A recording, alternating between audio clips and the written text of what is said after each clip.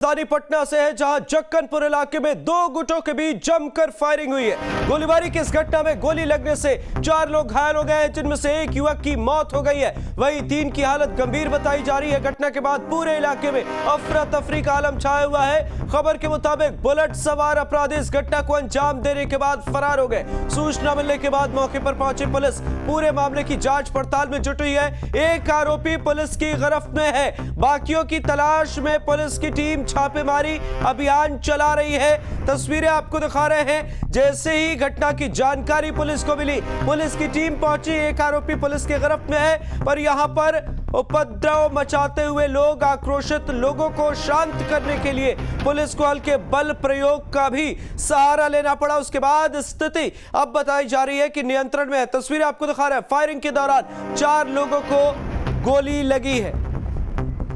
तस्वीरें आपको दिखा रहे हैं। घटना में 3 लोग गंभीर रूप से घायल हैं, जिनका अस्पताल में इलाज चल रहा है।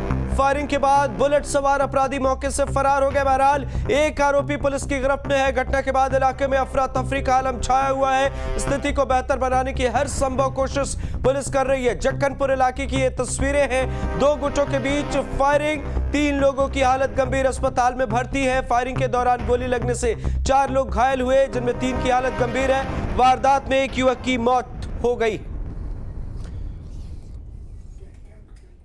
सहयोगी आदित्य झा का रुख करते हमारे साथ लाइव जुड़े हुए हैं। आदित्य, क्या कुछ है जानकारी, अभी कैसी है स्थिति?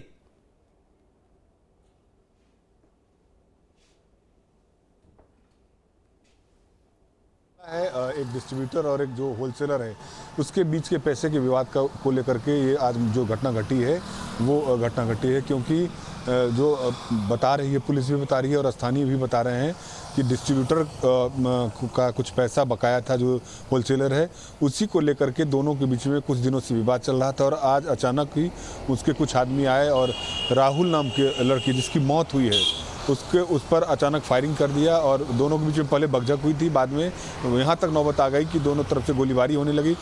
4 लोगों को गोली लगी थी, जिसमें एक जो राहुल था उसकी स्थिति बहुत ही गंभीर हो गई थी। उसको आनंद फानंद पटना के पारस अस्पताल में भर्ती करवाया गया, लेकिन देर शाम आज अभी से कुछ देर पहले उसकी मौत हो गई है। तो पुलिस पूरे मामले की छानबीन कर रही है। एक जो आरोपी था, जो जिसने गोली चलाई थी, उसको स्थानीय लोग ने पकड़ा, उसकी पिटाई भी हुई थी और उसको बाद में पुलिस के हवाले कर दिया गया। और पुलिस जब अपने अंदर में उसको कस्टडी में लिया तो उसको लेकर के लोगों में आक्रोश भी था, क्योंकि जिस तरीके से गोलीबारी की घटना को उन लोगों ने अंजाम दिया था, तो खासे वहाँ के जो स्थानीय लोग थे आक्रोशित थे और मार पिटाई, और बाद में तो जो गाड़ी में भी तोड़फोड़ की गई और जिस बुलेट से ये अपराधी आए थे उस बुलेट में भी आग लगा दी गई। लेकिन किसी तरीके से पुलिस ने जो अभियुक्त एक था उसको अपने कस्टडी में लिया है। जो 2 और अभियुक्त हैं वो अभी भी पुलिस की गिरफ्त से बाहर हैं, लेकिन पुलिस का दावा है कि इसको लेकर के छापेमारी चल रही है। एक बड़ा मामला है। एक आरोपी की गिरफ्तारी तब होती है जब स्थानीय लोग उसे पकड़कर पुलिस के हवाले कर देते हैं। बाकी आरोपियों की गिरफ्तारी कब तक? पुलिस इस मामले पर क्या कुछ कह रही है या फिर बचती हुई नजर आ रही?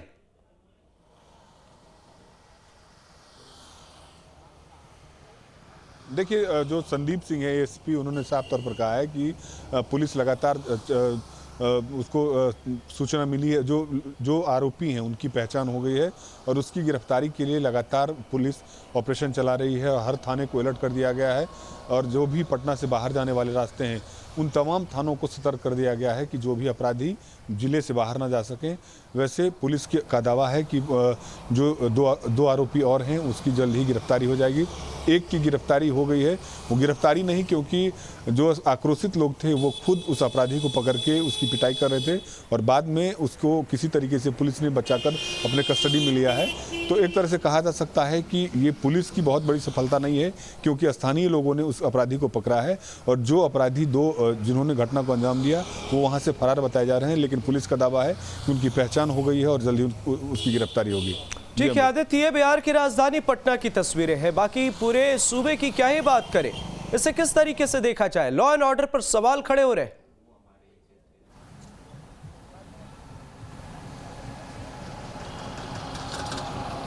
देखिए, अमृत, पूरे बिहार में रोज कहीं ना कहीं इस तरीके की घटनाएं घट रही हैं। अपराधियों का जरूर मनोबल बढ़ा है और जिस तरीके से राजधानी पटना में बीच जक्कनपुर जहाँ पर घटना घटी है उसके बगल में जक्कनपुर थाना है।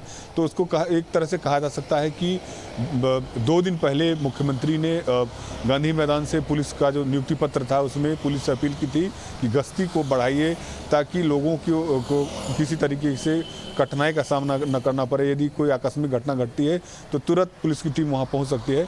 लेकिन आज के घटना के बाद ये देखा गया है कि राजधानी पटना में अपराधी आते हैं, 2 गुटों के बीच में आधे घंटे तक दोनों तरफ से मारपीट होती है, गोली तक चल जाती है और उसके बाद पुलिस आती है। तो कहीं ना कहीं ये प्रशासन के लिए एक चुनौती है और जिस तरीके से अपराधियों का मनोबल बढ़ा है ये पुलिस प्रशासन के लिए चिंता का विषय है। जी अमृत। ठीक है आदित्य, एक अहम सवाल यहाँ पर, जिस युवक की मौत हुई है उसके परिवार की तरफ से कुछ कहा गया है या स्थानीय लोग इस मामले पर कुछ कहते नजर आए?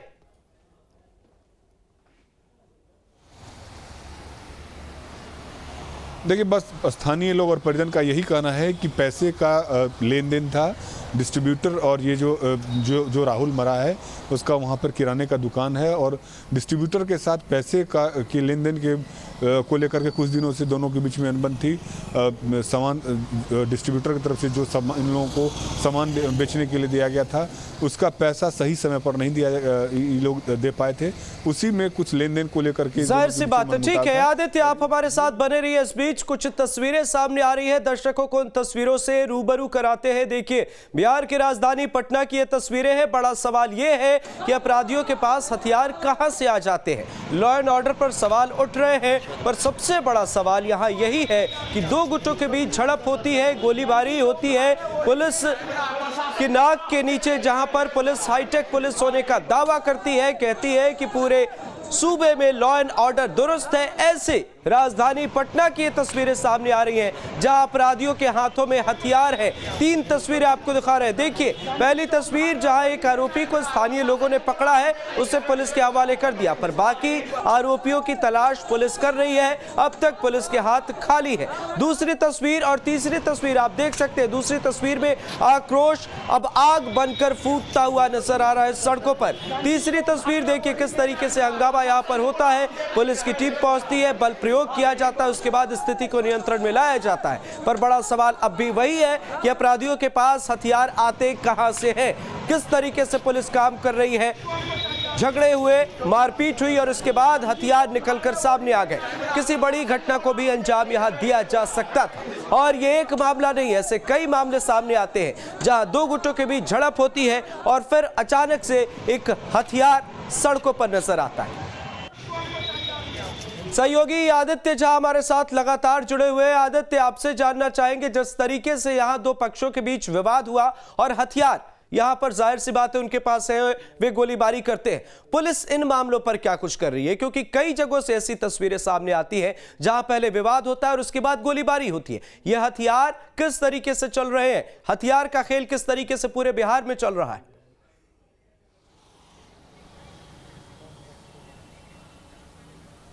देखिए अमृत, वही रटाया जो प्रशासन का, जो पुलिस प्रशासन की तरफ से दावे किए जाते हैं कि अपराधियों की पहचान कर ली गई है और जल्द ही उसकी गिरफ्तारी होगी।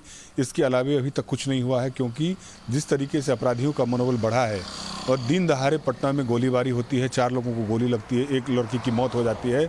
उसके बाद भी स्थानीय लोगों के द्वारा जो अभियुक्त की स्थानीय लोग उसको पकड़ते हैं, पकड़ने के बाद पुलिस वहां पहुंचती है और उसको अपने अंडर कस्टडी में लेती है। लेकिन जो 2 और अभियुक्त थे वो आसानी से वहां से निकल जाते हैं। लेकिन पुलिस का वही पुराना दावा है कि अपराधियों की पहचान हो गई है और जल्द ही उसकी गिरफ्तारी होगी।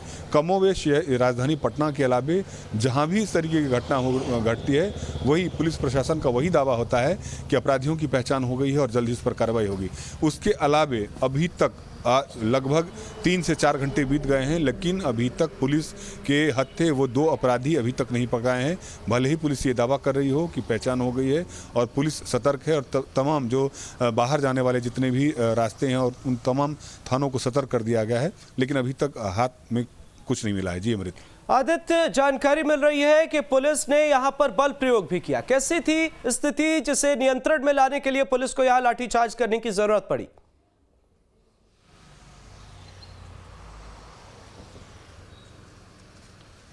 देखिए अमृत, जब राहुल को और उसके अलावा उनके 3 और स्थानीय लोगों को गोली लगी थी। उसके बाद लोग आक्रोशित होकर के जो अभियुक्त था जिसने गोली चलाई थी उसकी गाड़ी में आग लगा दिया। और उसके बाद जब पता चला, एक तत्काल र्यूमर फैला था कि राहुल की मौत हो गई है, लेकिन उसको पटना के पारस अस्पताल में भर्ती करवाया गया था।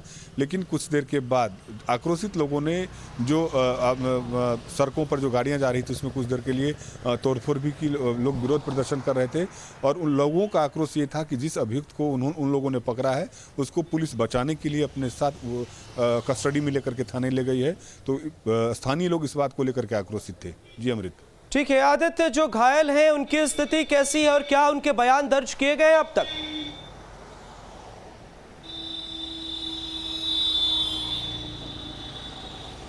देखिए, उनके बयान अभी पुलिस बता नहीं रही कि बयान दर्ज हुई कि नहीं हुई है, लेकिन 3 जो लोग हैं उसका इलाज अभी चल रहा है। लेकिन जो सबसे ज़्यादा जो राहुल घायल थे उनकी मौत हो गई है।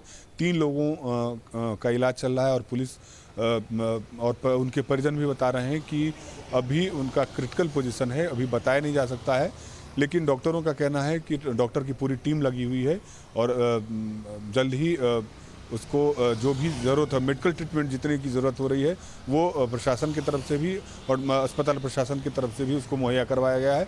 लेकिन अभी तक कंडीशन कैसी है उन तीनों घायलों की, उसके बारे में न पुलिस बता रही है, परिजन अभी तक हम लोगों से बात नहीं कर पाए। जी अमृत। ठीक है, नजर बना रखिएगा, आगे भी अपडेट लेंगे। बहुत बहुत शुक्रिया इन तमाम जानकारियों के लिए।